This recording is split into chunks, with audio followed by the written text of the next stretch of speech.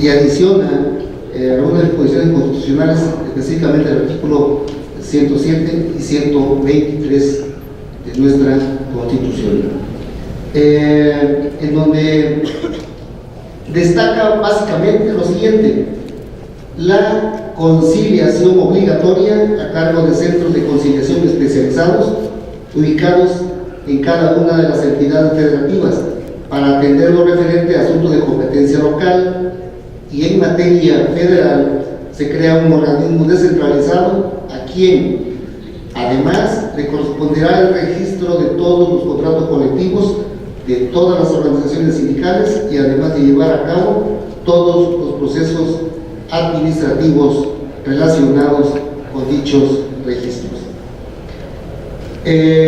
Como todo el mundo sabe también, desde el 24 de febrero del 2017 se publica en el Diario Oficial de la Federación las reformas y adiciones a diversas disposiciones de los artículos 107 y 123 de la Constitución, que recoge en gran medida la propuesta presidencial.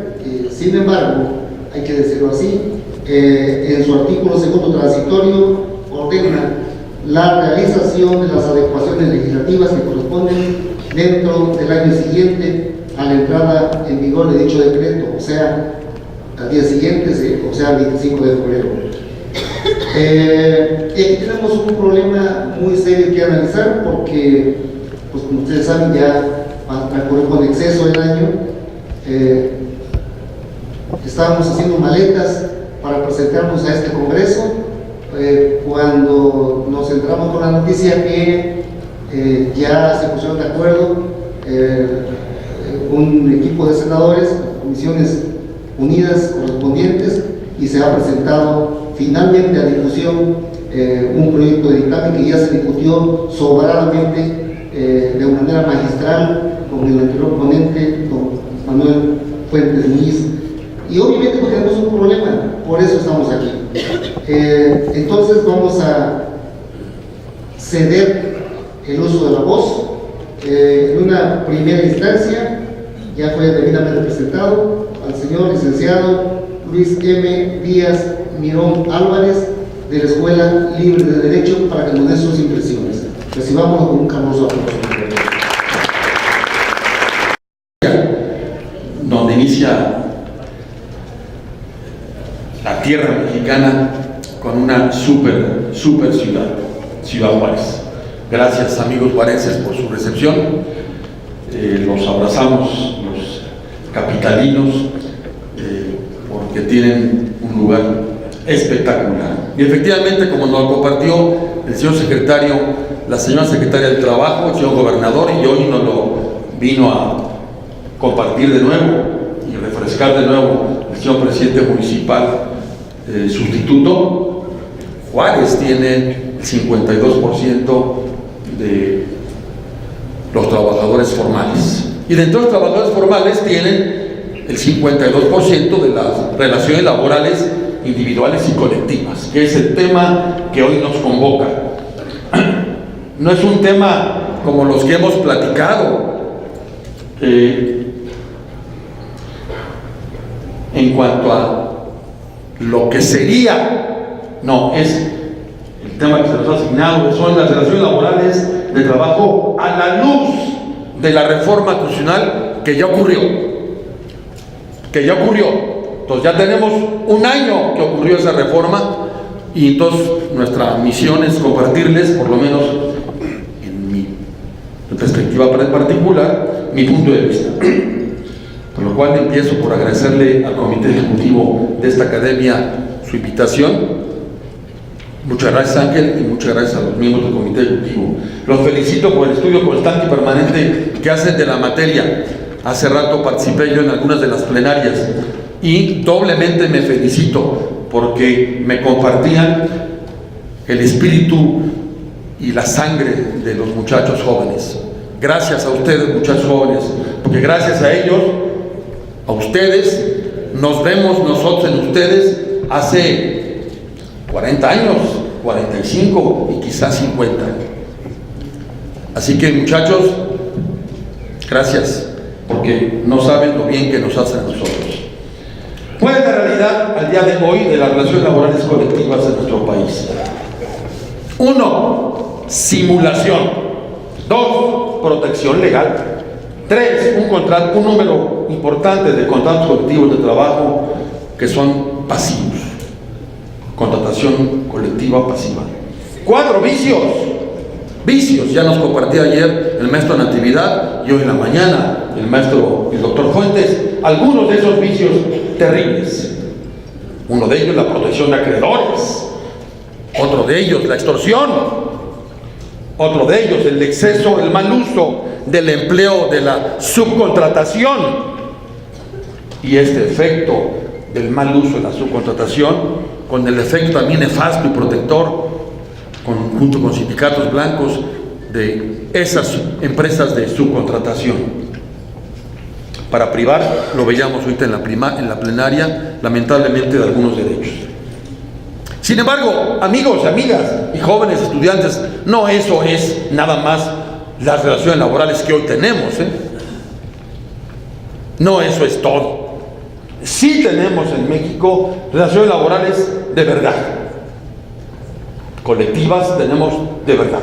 Porque tenemos zonas como esta, muy importantes, en donde seguramente hay sindicatos activos y abiertos, en donde tienen y vigilan relaciones laborales serias. Tenemos, por supuesto, contratos colectivos reales. Tenemos, a la par de los contratos colectivos reales, comités sindicales, profesionales y de carrera. Sí tenemos. Sí tenemos empresas ocupadas y preocupadas porque haya en el seno de sus organizaciones vida sindical y vida en relaciones laborales activa, amigos. No nada más tenemos esos 8 o 9 vicios a los que yo me refería. Y hoy tenemos un marco constitucional estupendo. No tenemos que sufrir de cómo vendrá la reforma. Si hoy, amigos y amigas, tenemos joyas en la Constitución, que si la reforma estuviese congelada, como ha pedido el doctor Fuentes, un tiempo más, y en donde parcialmente coincido con él, hoy tenemos relaciones laborales y tenemos un marco constitucional que nos debe de permitir, amigos, tener un mejor derecho del trabajo. Ni más ni menos. La reforma constitucional en la fracción 22 bis nos regaló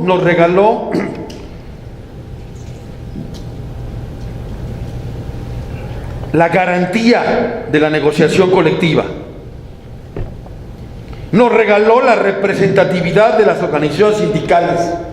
Yo a mis amigos líderes sindicales de todo tipo de tendencias, sindicatos buenos, malos, irregulares, sindicatos activos y pasivos, les he dicho, el presidente Peña Nieto le regaló a usted un procedimiento de vida para que usted haga de una vida sindical una representatividad real.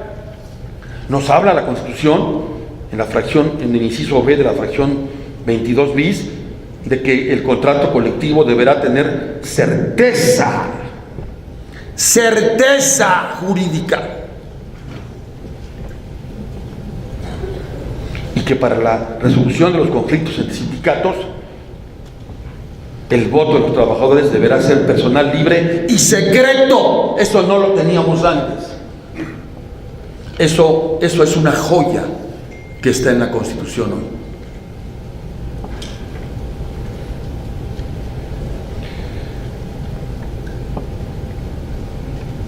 Amigos, tenemos un trabajo muy serio y pendiente que hacer. No todo es negativo. Sí, yo diría, ¿cuál es el A, B, C, D y E del tema que hoy me convoca a juicio mío? El A, amigos líderes, amigos sindicatos y amigos patrones, me hablo a mí como abogado patronal preponderantemente, y hoy metido casi tiempo completo en la academia desde mi posición como rector. Ojo, tenemos una área de oportunidad, un área de estudio.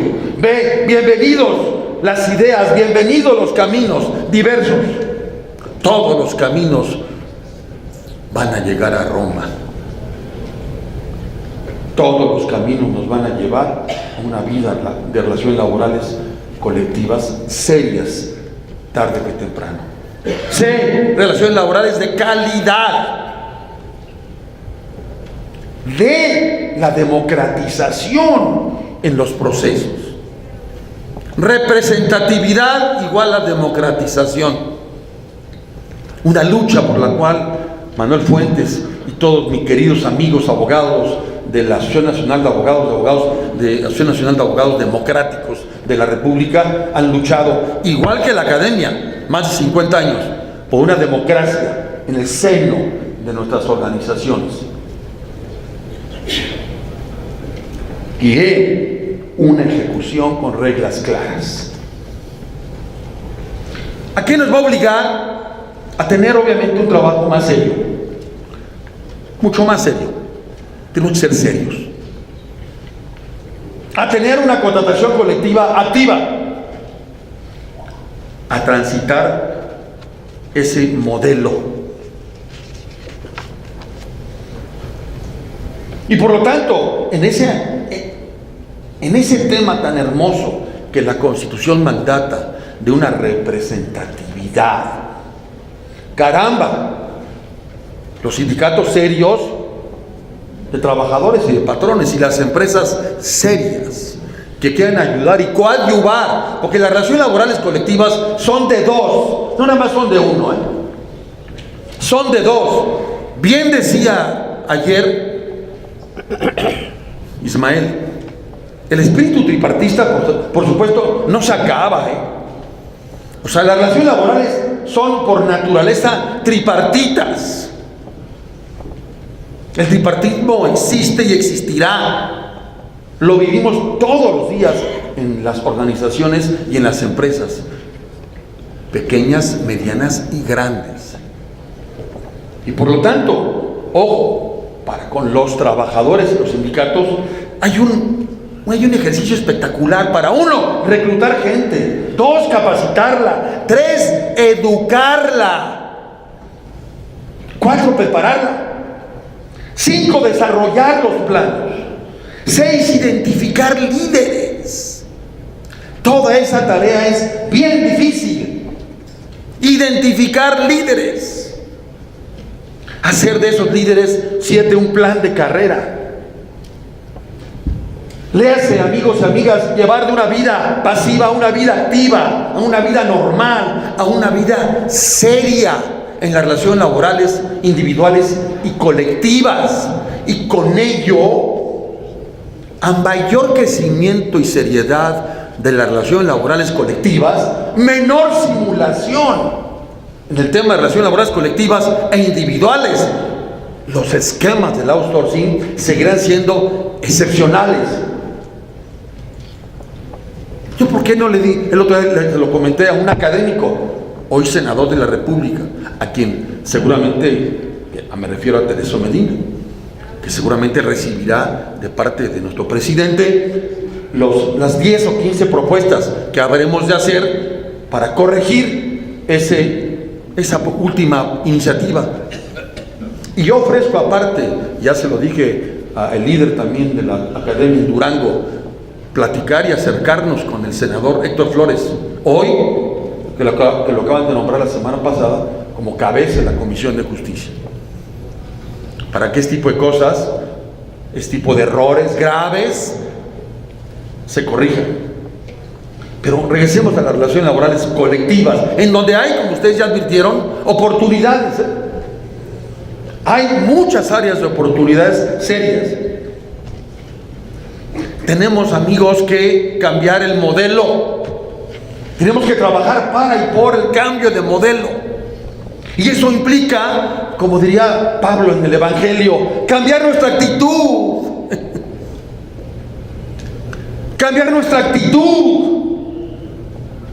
los vicios que traemos 50 años atrás o más, el vicio del corporativismo del cual nuestro país lamentablemente se ensució muchos años y del cual estamos saliendo, porque hoy ya no hay voto corporativo, hay un voto individual, libre, personal y secreto. La Corte sacó del derecho electoral eso para la famosa jurisprudencia aquella que hoy está en la ley, lo cual era inusitado pensar en hace escasamente 10 años, que como bien lo dijo ayer Tomás, en un plan chistoso, pero muy profundo, don Fidel decía: hagan lo que quieran, muchachos, jueguen a su reforma, pero ni una coma me quitas. Y efectivamente, muchos de los que trabajamos en este proceso, Alfonso y gente de seriedad, trabajamos mucho en cambiar las cosas desde las organizaciones sindicales y patronales serias, porque, y no es aunque no lo crean, por favor créanlo con toda franqueza, hay en este país relaciones laborales e industria que tiene relaciones laborales serias, honorables, en donde los líderes, los obreros pagan cuotas, cuota abierta, donde la cuota no la paga el patrón, no la paga el patrón no es extorsionado, el patrón tiene una responsabilidad o una corresponsabilidad en ese proceso. Y por lo tanto, vamos, amigos y amigas, a un esquema de cambio con mejores prácticas, con relaciones laborales mejores, serias, seguras, flexibles y totalmente legítimas. Yo le digo a mis alumnos allí en clase que usted tiene una novia o un novio de protección. ¿Tiene usted un contrato privado con una novia de protección para que a su novio real no se lo vayan a ganar? Pues verdad que no. No tenemos por qué haber inventado esos chipotes que fueron producto de un corporativismo de Estado. Y conste, se lo está diciendo un abogado patronal, no Manuel Fuentes. Abogado patronal que después de muchas de las sentencias duras de Alfonso en relación con cantidad de contratos colectivos que yo también, como no, firmaba y sigo firmando, amistosos. El contrato colectivo amistoso no necesariamente de protección, ojo, cuidado, porque ahí mi paisano yucateco ya me está viendo así medio feo, no va por ahí. Por lo tanto, amigos, hay que reconocer una realidad, y esa realidad es maravillosa. Hay una gran oportunidad. Las relaciones laborales colectivas hoy no dependen de si la reforma viene bien o mal de la ley. No depende. Un minuto más. Sí, claro. Gracias. Hay un área de oportunidad todos los días. Hoy las empresas y las juntas deben de estar, obviamente, a este tipo de novedades de todos los días, transitar en los procesos. Hay que tener inteligencia en los mismos. Y concluyo rápidamente. Ya tenemos las bases de la Constitución. 2, transitemos a un cambio necesario. Que vamos a tener mayor trabajo de contenido. Sí, bienvenido el trabajo de contenido. Hay muchos retos por delante. Hay que mejorar los modelos. Hay que transitar en la libertad y en la ética. En la ética laboral, en la ética del abogado, que es lo que se nos ha hecho a un lado. Y ganar. Yo soy sobrino bisnieto de un gran poeta mexicano, como ustedes lo saben, de origen veracruzano, Salvador Díaz Mirón, y concluyo con una frase de él, que me fascina, pero que nos abraza a todos Porque diría don Salvador, para ustedes hoy. Y hoy yo me puedo robar esa frase porque soy su sobrino nieto. Y me la robo con gusto porque diría don Salvador a ustedes, amigos académicos, hoy hay aves que cruzan el pantano y no se manchan. Por favor, académicos, que su plumaje, y nada más su plumaje, sea de esos. Gracias por su atención.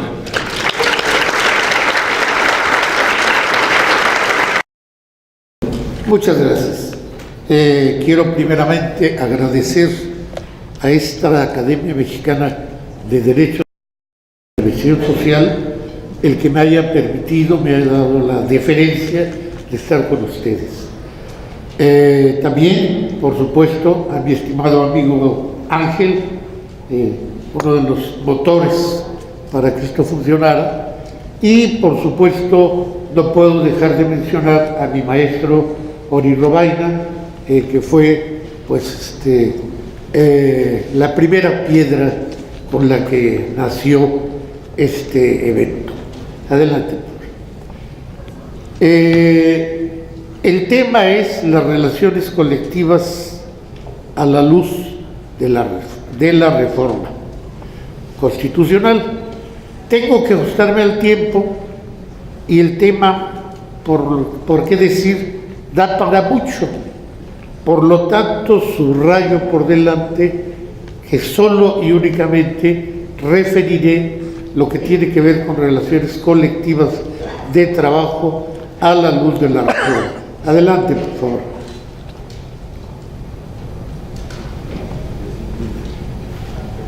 No lo escucho, yo creo. ¿Qué pasó? ¿Ya te hiciste bolas? Yo sí la tengo bien,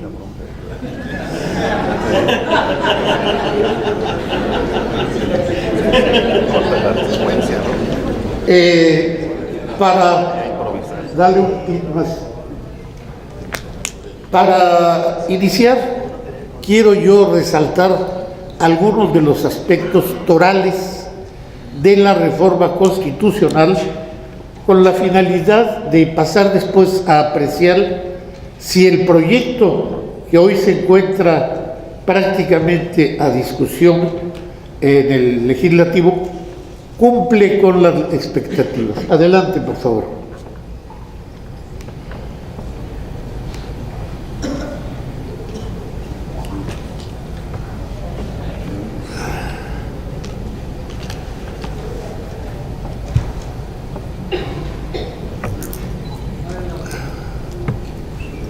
Las reformas al texto constitucional de febrero del 17, para mí, son las reformas que en materia de trabajo son un parteaguas.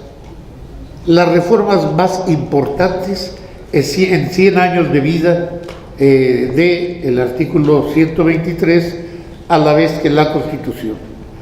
Y subrayaría algunas de las cuestiones, adelante, ahí estamos, subrayaría algunas de las cuestiones para mí torales, básicas. El primer aspecto a considerar son los tribunales del trabajo. Lo primero que debemos de tener en cuenta es que nuestro país se estableció bajo la idea de división de poderes, forma como se pensó se garantizaría que no fuera uno el que se impusiera sobre la sociedad. Adelante, por favor.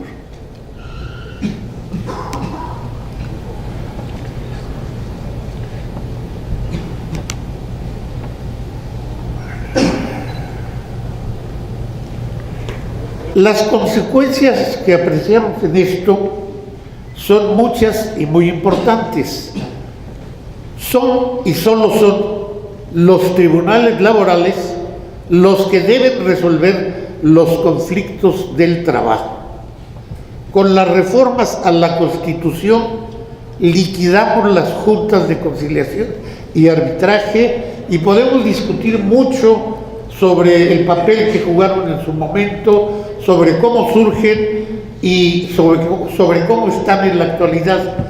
Pero bueno, para bien, estas reformas tienen la virtud de haber puesto punto final a las juntas de conciliación y arbitraje y mandado el tema de la justicia laboral a los tribunales del trabajo. Adelante, por favor.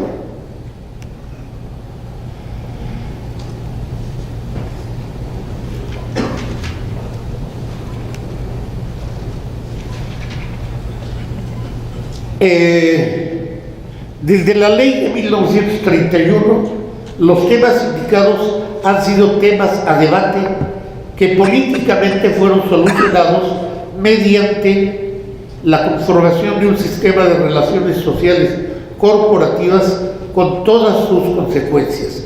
Y los temas del derecho colectivo ahí están apuntados en el acetato: libertad sindical, contratación colectiva y huelga. Ahí empieza y ahí termina el aspecto colectivo de las relaciones. Adelante.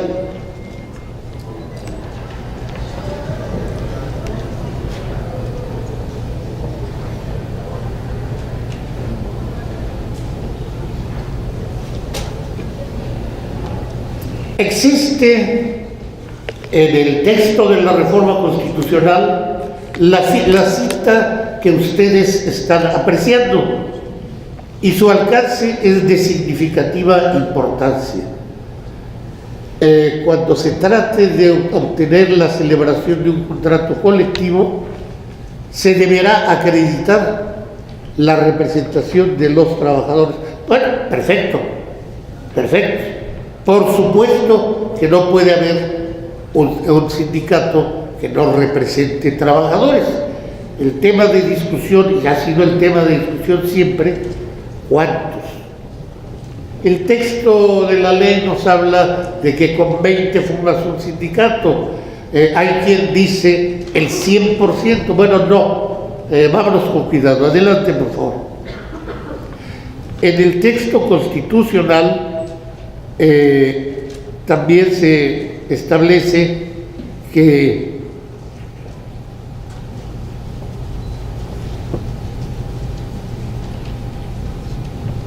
la contratación colectiva, por primera vez en la historia normativa laboral, llega al texto constitucional.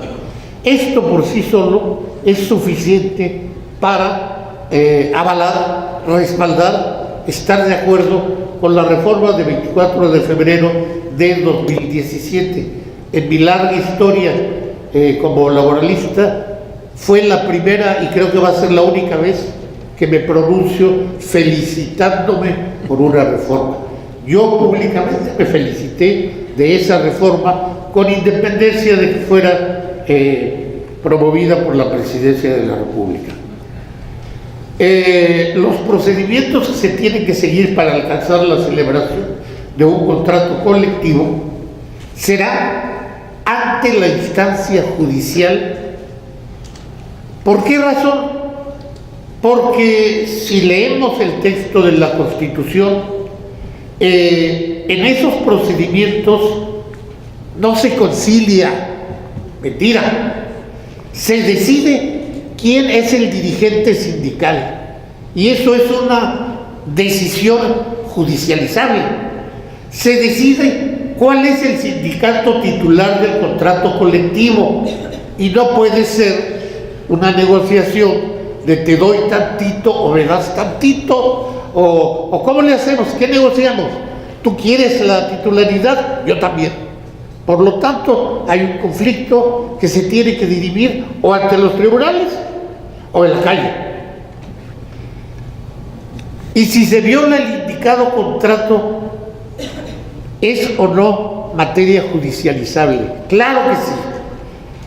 También, si procede o no procede la firma de un contrato colectivo, por supuesto que es choque de trenes.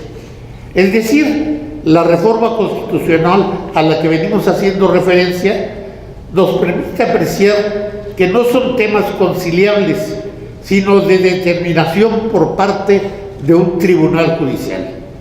Anotamos además que estas reformas, la reforma constitucional y la reforma, en su caso, a la Ley Federal del Trabajo, tienen como origen un debate de hace aproximadamente 4 lustros, porque hubo sindicatos, hubo académicos que nos levantamos en contra de la simulación contractual, en contra de los contratos colectivos de protección patronal, que mi amigo el rector dice amigables. Bueno, pues puede haber mucha amistad, pero también hay derechos. Adelante, por favor.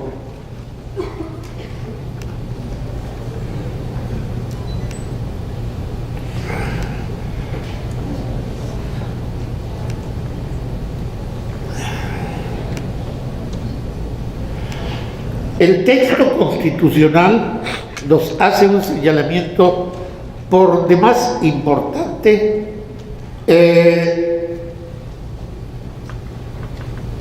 y que aprecian ustedes en este acetato.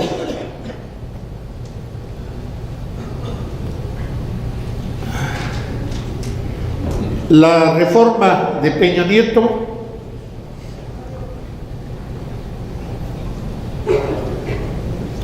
pareciera ser que el proyecto de reforma a la Ley Federal del Trabajo pasó al olvido.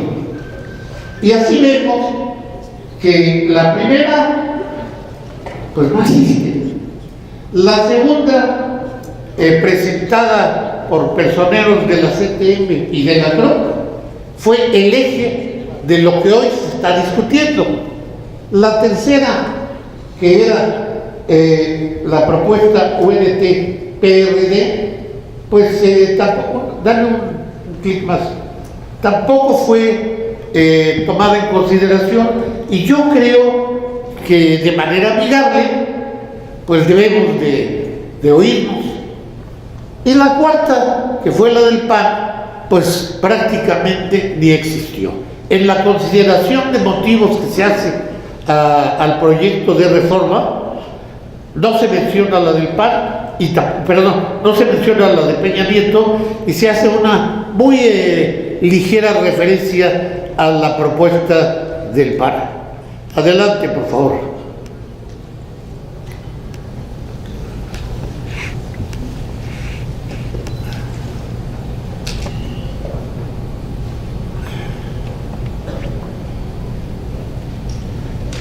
Pero bueno, ya abordamos lo que quise destacar de la Constitución. Ahora abordemos la propuesta de reforma a la Ley Federal del Trabajo. Increíblemente, la persona que fue nombrada para presidir los trabajos de comisiones es un genio que en 24 horas, después de haber sido nombrado, presenta un proyecto de más de 300 cuartillas, lo que nos evidencia que el proyecto del PRI, que es el proyecto del PRI, al que el camino y sin protocolo alguno se le fue retirando el tema de la tercerización y sufrió pequeños ajustes secundarios. Fue tan burdo este proceso que el primer texto publicado, como de Tereso y Isaías, incorporaba la tercerización. Y una semana, 2 semanas después, a partir de una declaración del que era entonces secretario del Trabajo, hacen un cambio de hojas y retiran la tercerización. Sin protocolo, sin pudor, queda ya en la página de la Cámara de Senadores la nueva versión. Decía yo, bueno, este presidente, con algunos ajustes secundarios, echa a andar el proyecto en comisiones. Y así nos llega el texto sobre el cual quisiera yo destacar su incongruencia con lo que reglamenta su incongruencia con el texto constitucional.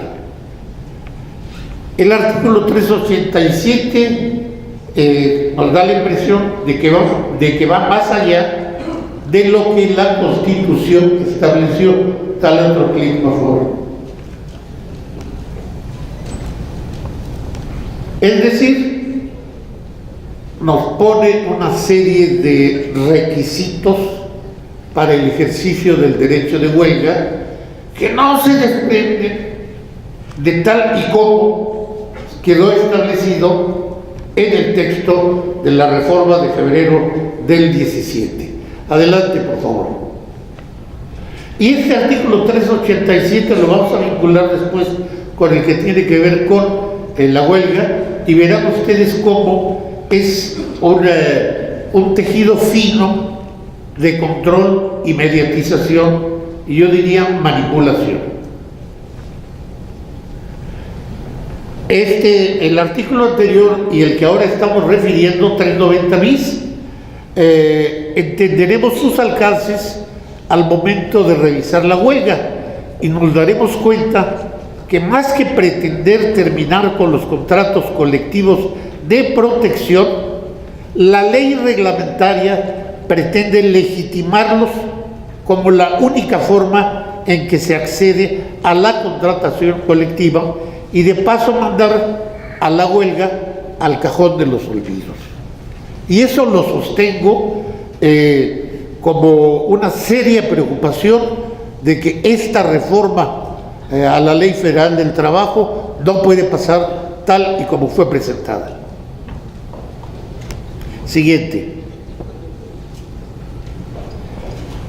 Pero bueno, esta reforma hasta peca de abuso, de cinismo, de glotonería. Nos habla de un registro tácito, y si no es así, díganme ustedes cómo interpretar el último párrafo del acetato que están ustedes viendo. Bueno, una autoridad laboral que sienta que no están las condiciones dadas para otorgar en las condiciones que se está planteando el contrato colectivo, no tiene más que dejar resbalar el tiempo, que a los 20 días el contrato queda santificado. Y todos sabemos que si se trata de un contrato colectivo planteado por un sindicato disidente, rojillo, revoltoso, bueno, los peros y los requerimientos van a ser uno tras otro, y no va a darse la hipótesis del tiempo al que vengo haciendo referencia. Siguiente, por favor.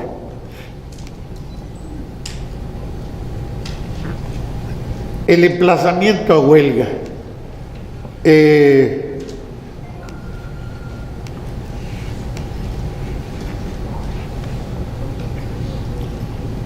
Hemos terminado con la división de poderes, pero también con el derecho laboral. Recuerdo mucho a mi maestro Néstor de Buen, que desde hace 10, 15 años escribió un texto, Adiós al derecho laboral.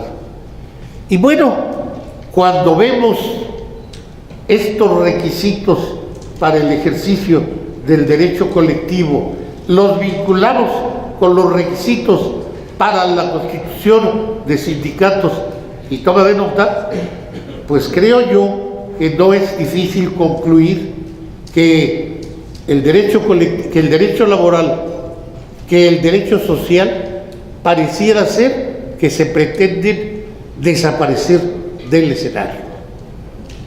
Al siguiente, por favor. El proyecto en cuestión justifica la forma como presenta la huelga, cuestiones como la que está puesta en el acetato, una instancia tripartita que, de aprobarse la reforma, ahora va a actuar de manera conciliadora. es de ser libre. Ni siquiera los límites de la ley que hoy tiene la van a frenar.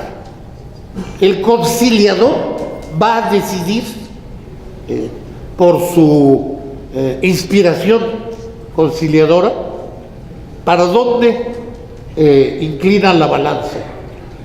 Y claro está, bueno, esto es consecuencia de que está realizando una tarea que, reitero, debe ser judicial.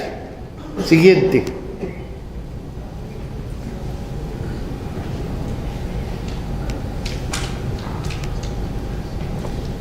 Santo Dios, el que admite el emplazamiento a huelga y le ponemos rimbombantemente instituto.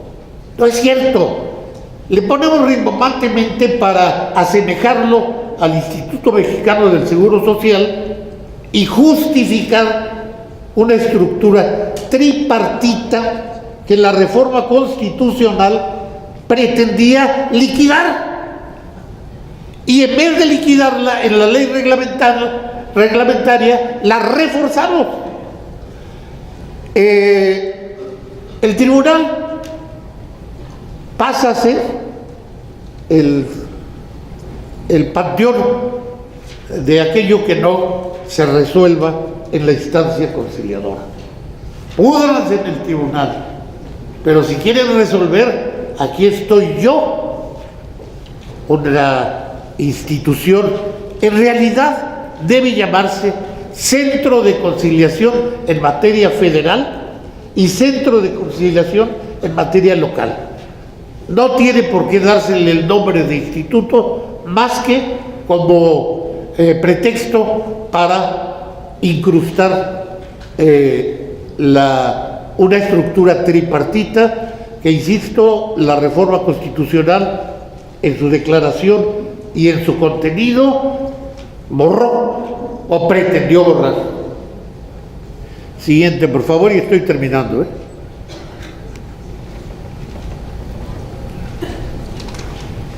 El voto, esta reforma desanillada, atropellada, realizada en la Secretaría del Trabajo y con asesoría del sector empresarial, se les olvida que la Constitución habla del voto secreto y la ley reglamentaria simple y sencillamente ni lo toma en cuenta. Caramba, bueno, pues si eso, ese es el corazón del debate. Adelante. La transparencia sindical, somos más papistas que el Papa. La disposición que queda en la Ley Federal del Trabajo propuesta de reforma viola la Ley General de Transparencia y Acceso a la Información. Simple y sencillamente limita el acceso a la información a aquello que se considere debe ser público. Y bueno, la Ley General de Transparencia y Acceso a la Información es una conquista más o menos reciente que no tenemos por qué enterrarla tan pronto. Adelante, por favor. La iniciativa ignora también, ignoró toda la propuesta de UNT-PRD, pero ignora también que la ley de amparo la tenemos que revisar y ajustar al nuevo escenario.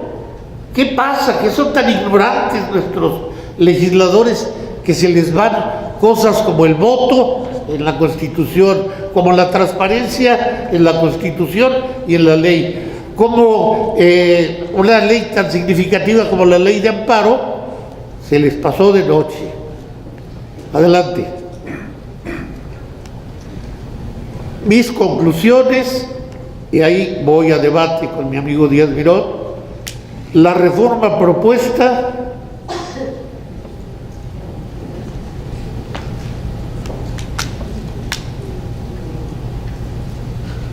además de no corresponder al texto que se supone reglamenta, mantiene el tripartismo ahora, decía ustedes, como un tripartismo sin límites. Insisto, estamos ante la amenaza de muerte del derecho colectivo, del trabajo, por un Estado que se postró ante los sectores empresariales más reaccionarios y rapaces. Ese es el escenario. El Estado se postró ante la iniciativa más voraz.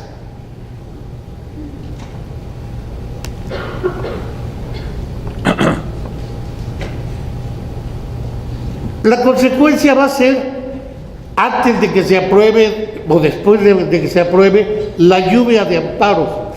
Pero bueno, estamos en un país que quiere estabilidad, que quiere gobernabilidad, y las lluvias de amparos no nos hablan precisamente de estabilidad y gobernabilidad, sino todo lo contrario. Adelante, por favor.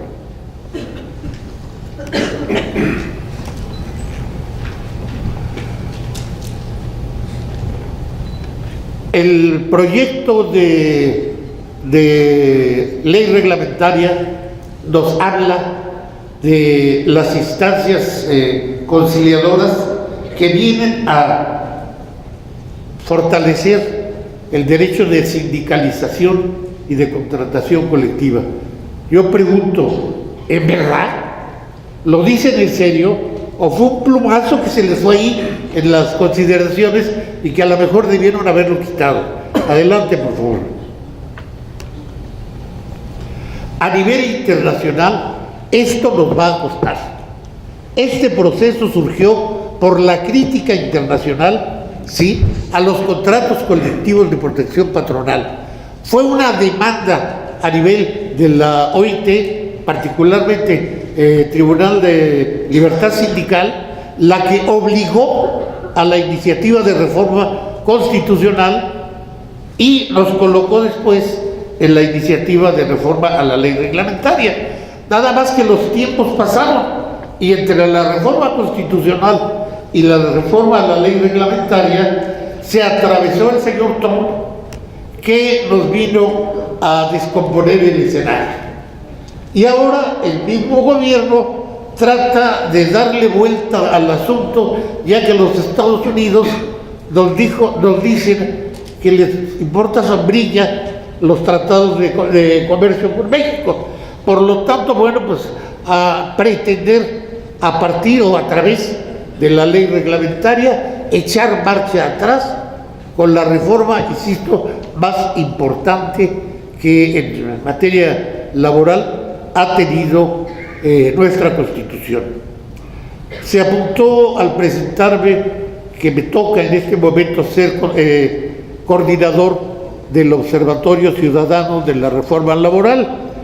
Este es el primer foro que sobre la materia se realiza y curiosamente se hace en la tierra del caudillo de la Revolución Mexicana. A nombre del observatorio hago saber a ustedes que esta organización social se pronuncia en contra del proyecto y luchará porque no se materialice. Las posibilidades, las formas son inimaginables. Casi diría yo que hay que pensar en hacer guardia en la puerta de la Casa de los Diputados para irles a decir: señor, usted tiene un mandato y no vote en contra de mis intereses. Y por supuesto, el observatorio, con sus sistemas de comunicación, que son los que todos manejamos, hace lo mismo, socializa la información, presenta los diversos documentos que existen, tiene una página de Facebook en donde se puede acceder a todo lo que al respecto existe. ¿Con qué finalidad? Bueno, pues que veamos lo peligroso del escenario y como sociedad encontremos la forma de enfrentarlo. Insisto, de pasar esta reforma, mayor deterioro en el país, mayor ingobernabilidad. No quiero dejar por último de hacer propaganda a un libro de un querido amigo, Sergio Payares, que creo va a estar aquí mañana. Y bueno, aprovecho el hacer propaganda para manifestar a mis amigos de Chihuahua la preocupación, mi inquietud de por qué no fue invitado, yo diría, en mi opinión, el jurista más actual y que por cierto es chihuahuense, Arturo Alcalde Justiniani. Yo juré que me lo iba a encontrar aquí. Con todo respeto, por supuesto, hay otros que escriben sobre el tema del trabajo, pero creo que Arturo particularmente tiene el pulso al día, como es que este prestigiado seminario se olvidó de su existencia. Muchas gracias.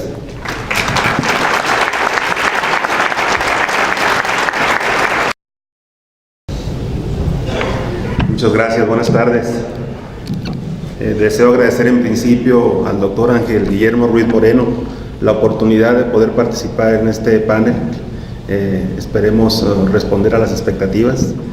Y desde luego también es necesario agradecer al comité organizador por todas las atenciones de las que hemos sido objeto durante nuestra estancia en esta ciudad. Yo voy a abordar mi participación en 3 apartados diversos. El primero tiene que ver con un panorama general acerca de los orígenes de estas reformas, que creo que tal vez no tanto para los académicos, pero sí para los alumnos es importante, por aquello de que a veces nos perdemos viendo únicamente el árbol en lugar de contemplar el bosque completo. En segundo apartado voy a abordar algunos casos específicos que en mi postura en atención al principio de primacía de la realidad, pues obviamente en la práctica laboral estas reformas, tanto la constitucional como la reglamentaria, pues van a traer una serie de problemas complejísimos, ¿no? Y en tercer término, pues yo también tengo, bueno, en principio voy a culminar con una cita, pero en esta ocasión les ofrezco una disculpa, no voy a acudir a ningún filósofo ni doctrinista connotado. Como yo también tengo abuela, voy a citar a mi señora abuela, ¿verdad? Les hago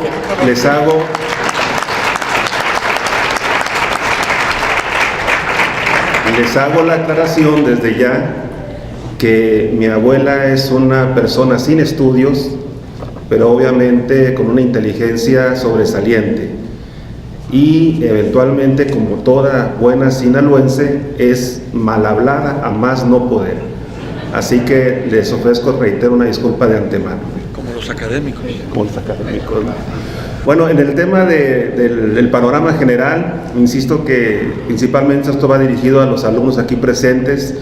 Corrí el año de 2002 cuando en Los Cabos, Baja California Sur, se reunieron los países que integran el Foro de Cooperación Económica. Entiéndase, los dueños del dinero a nivel mundial, ¿no? Ese foro de cooperación económica en Los Cabos, pues comenzó a gestar alguna idea en relación a la trascendencia de crear un bloque comercial que pudiera contrarrestar el impacto de las actividades económicas tanto de China como de los países de la Unión Europea. Llegó posteriormente el año 2016, se firma el hoy, ahora sí tristemente célebre Acuerdo Transpacífico, incluyendo a Estados Unidos, ¿verdad? Que obviamente para efectos comerciales era pues el atractivo principal del resto de los 11 países formantes de este tratado. Pero resulta que con la llegada del también tristemente célebre presidente de los Estados Unidos, Donald Trump, en el año 2017, pues renuncia al Tratado Transpacífico. Y el resto de los países, entre ellos México, pues se queda como chinito, ¿verdad? Solamente milando. Eventualmente, aparejado a esto, como parte de los compromisos fijados por este grupo de países, pues estaba el hecho de que las legislaciones nacionales deberían sufrir algunas transformaciones. En nuestro país, pomposamente se le llamó reformas estructurales. Y como parte de esas reformas estructurales, además de la cuestión relacionada con los hidrocarburos, que por cierto nos permiten tener una gasolina sumamente barata, ¿verdad?, y otros temas relacionados con la cuestión hacendaria, etcétera, etcétera, estaba la materia laboral.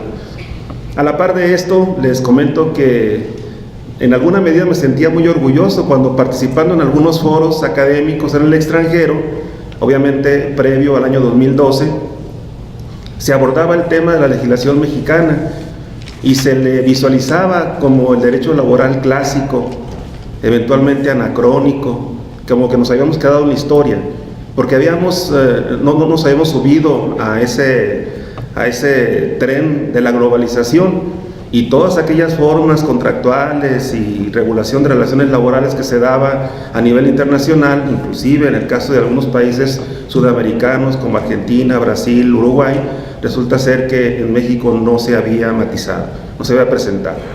Pues se nos acabó la alegría en el año de 2012 con motivo de la reforma a la Ley Federal del Trabajo, y posteriormente pues la puntilla, en mi opinión, se dio en el año 2015, no con el hecho de que transitaran los tribunales laborales del Poder Ejecutivo al Poder Judicial. De hecho, este es un anhelo de décadas, por aquello de la ineficiencia comprobada de la impartición de justicia laboral en manos del Poder Ejecutivo.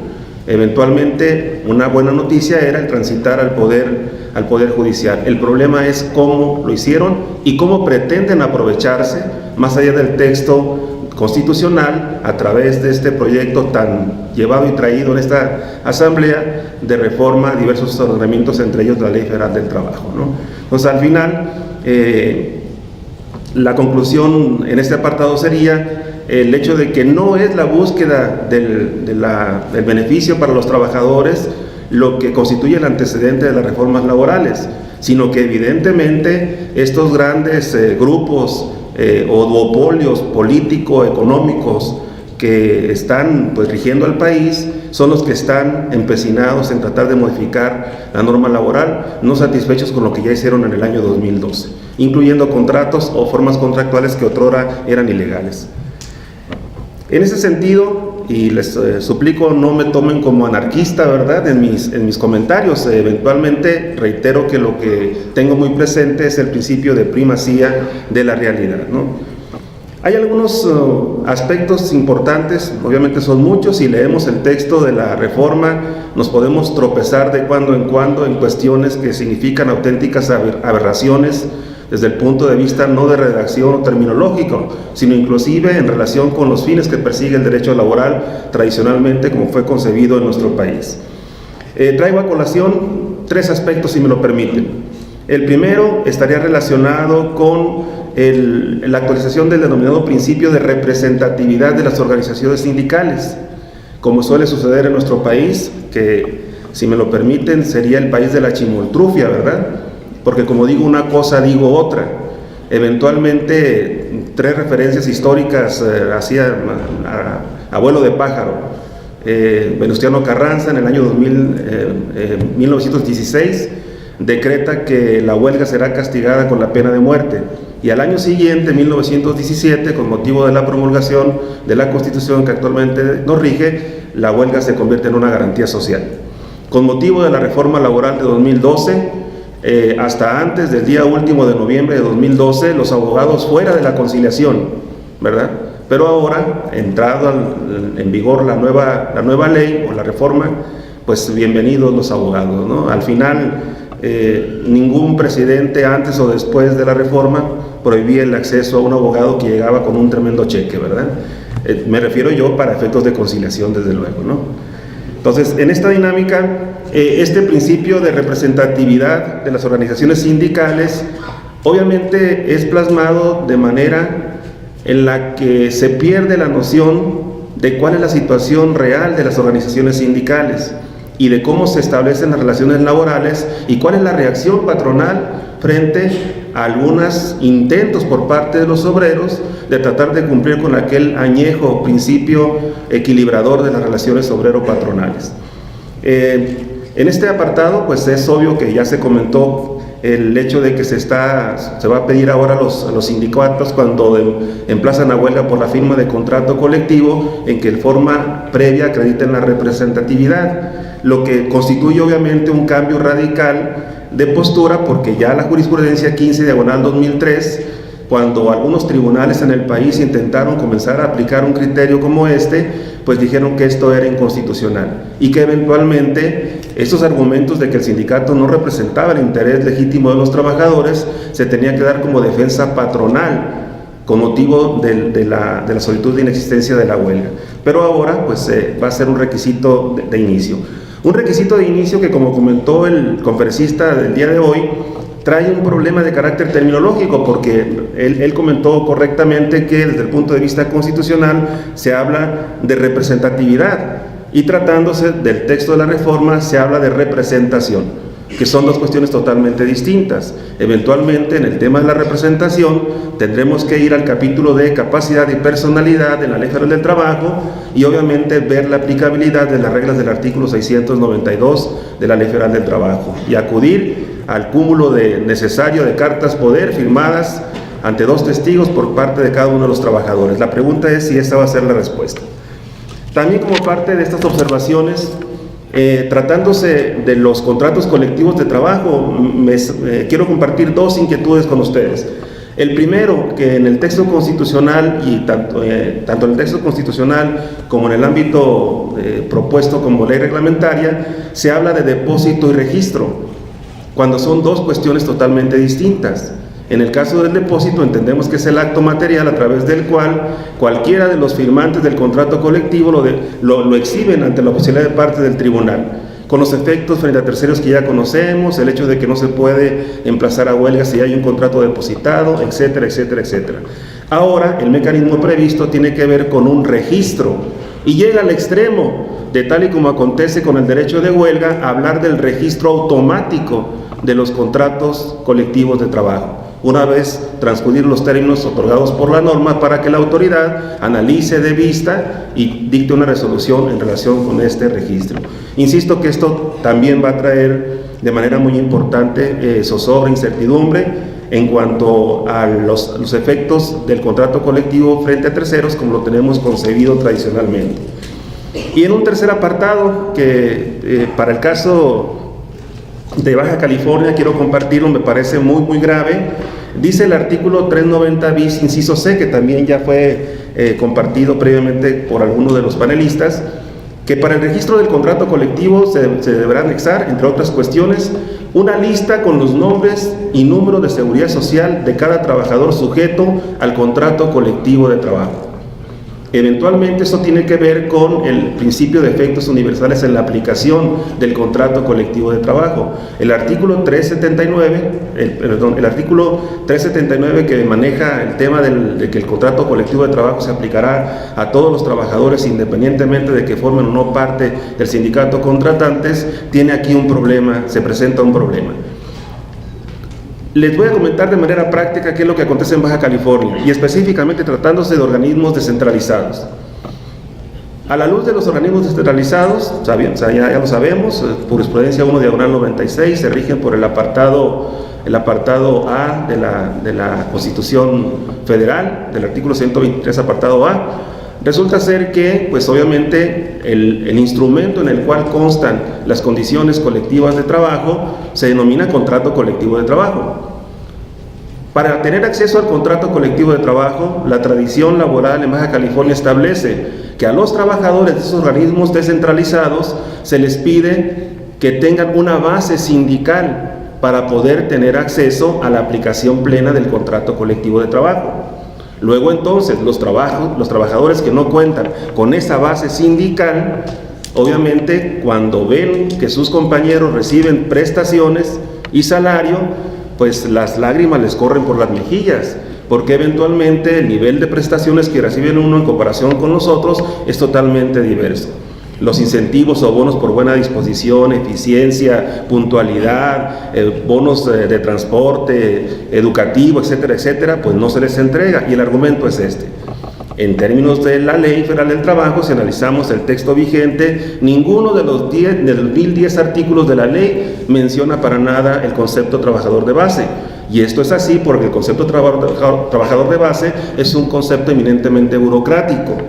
Luego entonces, en esta dinámica de llevar adelante las relaciones laborales en estos organismos, lo que se hace es que únicamente se asignan las prestaciones totales del contrato a los trabajadores basificados, con la expectativa de que ante la ignorancia, entiéndase desconocimiento de los trabajadores, centren sus esfuerzos en lograr una base sindical que no es necesaria, y que cuando del 100% de los trabajadores colocados en este supuesto, alguno se atreva a demandar, pues obviamente estará a resultas de un juicio tortuoso que culmina generalmente entre los tribunales federales, ¿no? Entonces, eventualmente, esto es una herramienta más para seguir violentando estos derechos de los trabajadores en conjunto para tener acceso a las prestaciones contractuales. ¿Por qué? Porque como suele suceder a nivel de organismos de esta naturaleza dependientes de los poderes del Estado, aunque autónomos e independientes, descentralizados, pues resulta ser que la organización sindical generalmente tiene cierto vínculo con el interés de la dependencia de que se trate,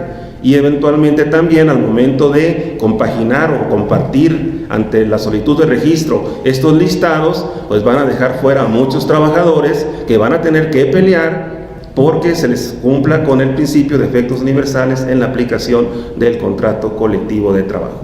Entonces, esta es una, reitero, de muchas cuestiones que pudiéramos rescatar de una mezcla necesaria entre lo que es la reforma constitucional y eventualmente lo que sería este decreto que conlleva la expectativa de reformar de manera grosera, en mi opinión, diversas disposiciones, entre ellas la Ley Federal del Trabajo. Y bueno, ya para culminar, reitero que yo también tengo abuela.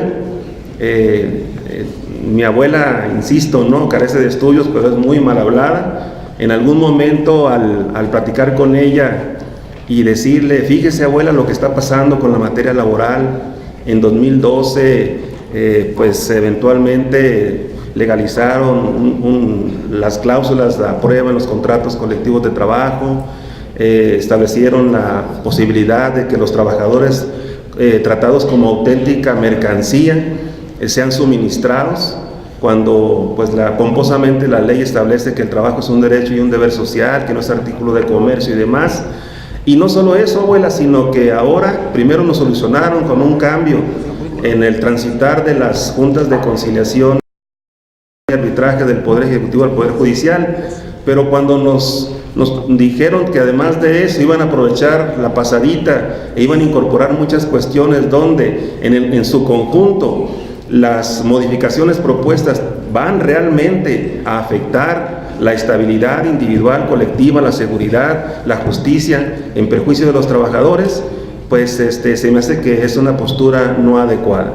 Y entonces mi abuela se me queda viendo, encorvada, levantando la ceja, y le digo, y no solo eso, abuela, todo esto deriva de un ámbito desmedido de concentración de la riqueza, precedida por la presencia y manipulación de todos estos mecanismos de modificación de la norma por estos grupos de poder político y económico que tienen por la miseria el país. Y entonces mi abuela, quedándose, se me queda viendo, levanta la ceja y me dice, y les ofrezco una disculpa de antemano, me dice, estos cabrones no tienen límite, ¿sí? No tienen llenadera.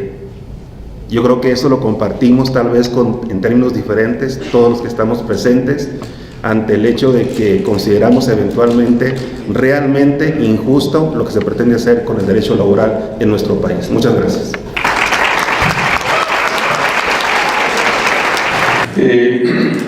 Abogado, usted tiene toda la razón. Fíjese que hoy aparece en el Universal un artículo fabuloso en que se denomina la rebelión de los abogados. La rebelión de los abogados, y es un artículo que se relaciona, lo escribió Miguel Carbonell, que se relaciona con un amparo que hicimos los miembros de la Barra Mexicana del Colegio de Abogados, yo mismo, derivado de la convención que acabamos de celebrar en Chiapas, para reclamarle al Congreso de la Unión, reclamarle que nos incluyera para reclamarle que fuera con una reforma, porque tiene un mandato, el Congreso de la Unión tiene un mandato que hacer al 24 de febrero que no lo cumplió, que nos incluya a los abogados de México. Así que yo me sumo no nada más a lo que usted dice, sino que obviamente yo recomendaría a mi presidente de la academia que, tomando en cuenta las reglamentaciones internas nuestras, vayamos también la academia como académicos a una par. No nada más entreguemos a los señores diputados y senadores nuestro pliego petitorio de lo que consideremos está bien, vano, regular. Que efectivamente aquí se ha criticado que hay muchas cosas que están mal. Curiosamente yo me uno a las críticas que se han hecho. Lo que pasa es que el tema al cual se me convidó era las relaciones laborales de las colectivas a la luz de la reforma a la Constitución que ya sucedió hace más de un año, y que obviamente es el marco que obviamente el constituyente deberá de hacer. Pero quieras que no, lo reitero, ahí está ya la reforma, ahí están ya algunas de las perlas de oro que nos dejaron. Y abogado, abogada, me uno con usted y me sumo a la guerra. Hagamos valer a través de nuestras convicciones, de nuestras propias batallas internas en nuestros distintos frentes, le hace el litigio individual y colectivo todos los días, lo que a nuestro derecho convenga, porque yo, igual que usted, no me quiero quedar sin chamba. Es más, hay mucho trabajo en paralelo en relaciones colectivas que no dependen de tribunales, afortunadamente. No dependemos. El principio de la voluntad de las partes, el principio romano de la pacta sunt servanda, sigue gobernando este país. Lo marca la Constitución y nos permite la Constitución llevar a cabo relaciones laborales buenas, prósperas, libres, sin sujetarnos a ningún mandato. Sin sujetarnos a ningún mandato. Muchísimas gracias.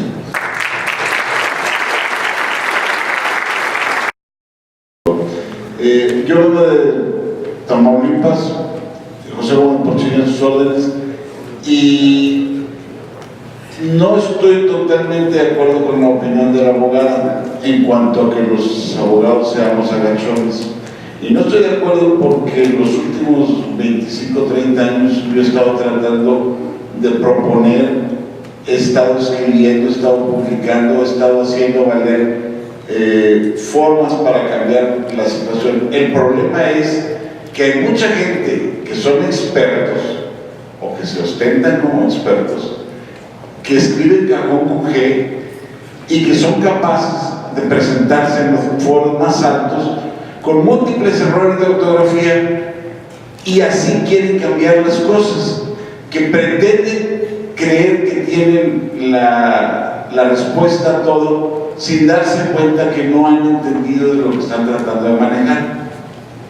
Estamos inmersos en un país en el que los sabios no son capaces de entender lo que tratan de explicarnos a los demás, y en el que no permiten que los que de algún modo podemos apoyar, podemos proponer, podemos hacer las cosas, tengamos la libertad de hablar. Realmente esa situación, esa angustia, esa frustración de no poder expresar, de no poder defendernos, es causa de la propia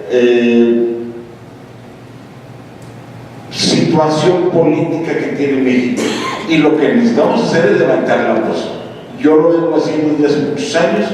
Quiero participar de gente muy valiosa en la academia que apoya las propuestas, que apoya las reformas, que apoya que México fue desde un principio el primero que tuvo la situación tripartita para el manejo de las relaciones obrero-patronales, que es un modelo que se ha exportado a varios países, que es un modelo que siguió la OIT, que la OIT lo sigue teniendo y que en México le están dando sepultura, y que sin embargo México debe ser capaz de defender la situación que tienen las relaciones laborales, que los trabajadores en México entiendan que hay quien puede defendernos, y eso debemos ser los abogados. Creo que el epíteto de agachones no nos debe quedar a todos, cuando menos yo no me siento incluido. Sí me da pena por los abogados que pretenden creer que tienen la razón y que se alejan mucho de lo correcto. La academia es un lugar maravilloso para hacer valer las tesis, para hacer valer la opinión, pero le falta a la academia ese vigor, ese impulso de proponer las cosas, de llevarlas más allá, de demostrarle a los académicos y a la sociedad que se presentaron las propuestas, que se entregaron en la Cámara, que se llevaron a más foros, que hay un seguimiento a lo que uno está haciendo para que valga la pena y no nos den ganas de retirarnos desde la primera ponencia. Muchas gracias. Para hacer una red como la que nos hemos estado comunicando,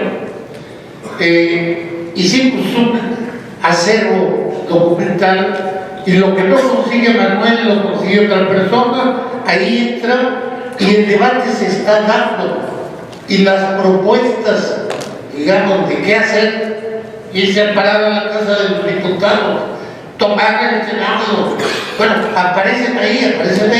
Por lo tanto, bueno, ciertamente nuestro país vive un deterioro muy grande, y si queremos que las cosas cambien, la sociedad es la que tiene que hacer su parte.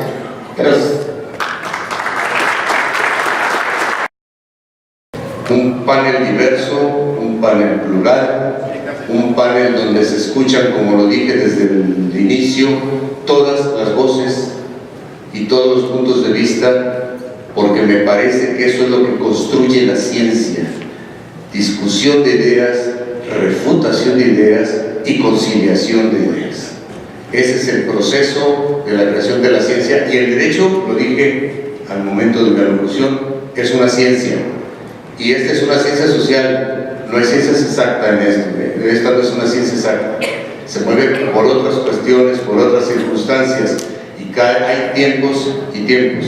Por eso me da muchísimo gusto entregarle este diploma a los tres panelistas de hoy, en donde se establece que la Academia Mexicana de Derecho del Trabajo le otorga el presente reconocimiento en este caso, por cuestiones de orden, a Luis Manuel Díaz Mirón Álvarez por su valiosa participación en el panel de expertos, las relaciones colectivas del trabajo a la luz de la reforma constitucional en el marco de la 58ª Asamblea Nacional del Trabajo, celebrada aquí en Ciudad Juárez en este día. Muchísimas gracias, Luis. De igual manera, para mi estimado amigo, respetado, jurista, luchador social, don José Alfonso Bauzos Ortiz, tú sabes que teníamos en mente reunirnos, que nos vimos en diciembre en la Universidad de Guadalajara, en donde expusiste tus ideas, y dije, estas ideas también se tienen que compartir en la Academia Mexicana de Derecho del Trabajo, te acordarás. Pues aquí están. Muchísimas gracias por tu participación. Viene del grado de salud, y sin embargo aquí está, como tiene que ser. Desde luego, también a mi querido amigo, todo forma parte de organizaciones iberoamericanas, tú y yo estamos en ese tema también, y me gustó mucho lo de la abuela. Lástima, no sé si todavía... Bueno, pues entonces, de todas maneras, al cielo que vaya, porque me parece que hay veces que hay que decir las cosas tal cual son. Nosotros somos de la edad de la chancla, así que creo que esa me parece que puede ser a lo mejor la mejor educación, aunque derechos humanos nos pueda percibir en ese sentido. Muchas gracias, Jesús.